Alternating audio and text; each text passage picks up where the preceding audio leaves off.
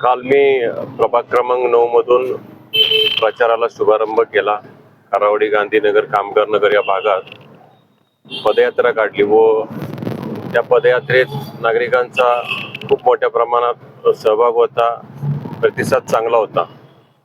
आता आम्ही सोमवारी आमच्या पक्षाचं राष्ट्रवादी काँग्रेस पक्षाचं अजितदादा जो काही पॅनल ठरवतील ते सगळे चारी उमेदवार आम्ही उमेदवारी अर्ज दाखल करणार आहोत. प्रभागात कसा प्रतिसाद आहे तुम्हाला? प्रभागात चांगला प्रतिसाद आहे. गेली माझे वडील माजी महापौर हनुमंतराव भोसले यांचे 5 टर्म आणि माझे 14 वर्ष असे 40 वर्ष आम्ही या प्रभागात काम करतोय. आम्ही या पदाच्या माध्यमातून या प्रभागात विकास केलेला आहे. लोकांना तो दिसतोय.